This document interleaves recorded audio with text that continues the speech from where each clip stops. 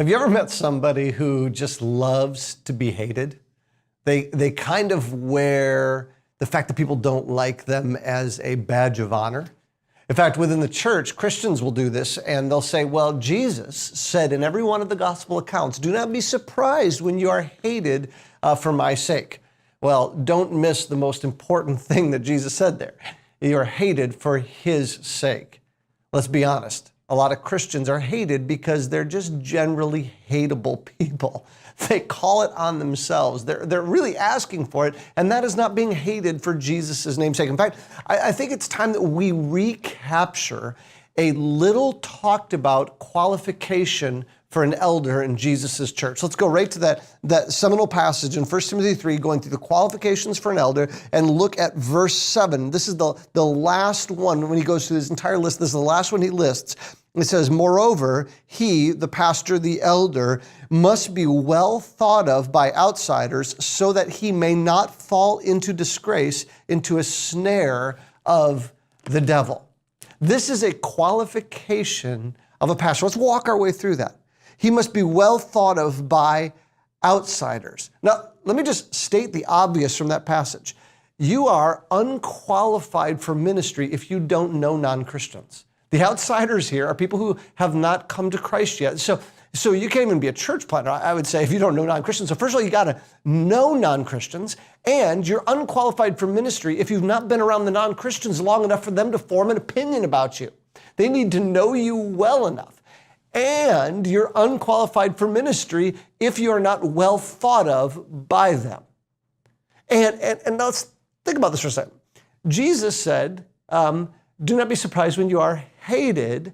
And yet Paul here is saying to Timothy, you must be well thought of by outsiders. How do you balance those two things? Well, in the first century, when the church was facing massive persecution in Rome, Peter wrote to the Christians that were being scattered throughout the empire, and he talked to them about this very thing. In fact, this is how he said it in 1 Peter 3:16. He said, have a good conscience so that when you are slandered, because you're going to be slandered, those who revile your good behavior in Christ may be put to shame. Now, did you catch what he said? Two things are going on at the same time in this passage. You are hated, and yet you are not hateable. There are some people who revile you, who slander you, who revile your good behavior in Christ, and you are not a hateable person. You bless when you are cursed. You don't respond evil to evil, reviling to reviling. You bless when someone else is cursed. And so you are both hated and you are not a hateable person. And what happens here, he says, that those who revile your good behavior in Christ may be put to shame. Now, that doesn't mean you shame them.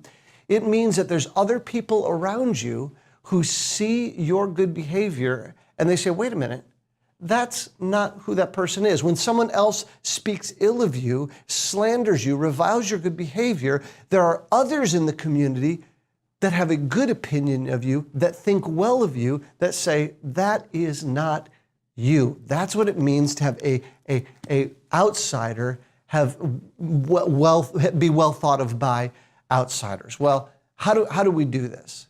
Well, I love what Paul says in Colossians 4. In Colossians 4, he kind of maps out a way of interacting with those outside the church. And I think gives us a good bead on how to have a good reputation with outsiders. He says this. He says, walk in wisdom toward outsiders, making the best use of the time. Let your speech always be gracious, seasoned with salt, so that you may know how you ought to answer each person. Before that, in verse 2, he says, continue steadfastly in prayer, being watchful with it in thanksgiving. So I love how Paul starts this whole thing by saying, listen, first pray. I want you to continue steadfastly in prayer, being watchful in it with thanksgiving. So the key to even having a good reputation with outsiders is to start with prayer. to start with praying, being watchful in prayer for opportunities. You're praying and you're watching. You're around people and you're looking for opportunities to represent for Jesus well, and then you walk in wisdom toward outsiders, making the best use of your time, which means you don't just pray, but you kind of plan and you wisely engage people. You make the most of every opportunity to represent for Jesus well. And I think that just simply means you're creating space.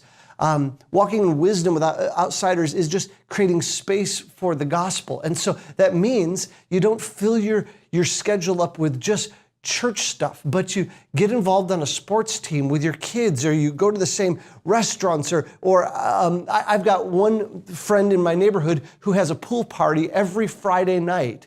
Not in Michigan, we have like 3 months of swimming in Michigan, but the 3 months every Friday night, and that's a pain in the butt. He's got to open his house up every Friday night, invite people in, but his distributed flyers around the entire neighborhood, open pool party every Friday night. He creates space. But here's the key in walking in wisdom with outsiders.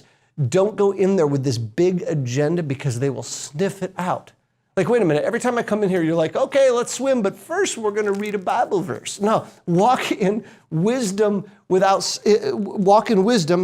toward outsiders, making the best use of time, and then let your speech always be gracious, seasoned with salt, so that you may know how you ought to answer each person. And what he's implying here is that when you are a gracious person, when you are kind to your neighbors, when you're walking in wisdom in these opportunities, what's going to happen is they are going to bring the questions to you.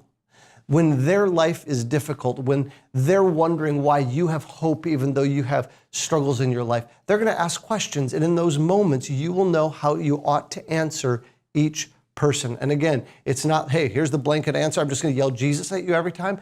But you are answering each person as they need to be answered as you walk in wisdom toward them. It is essential for church planters, for pastors, for elders to be well thought of by outsiders. It's a qualification of the office.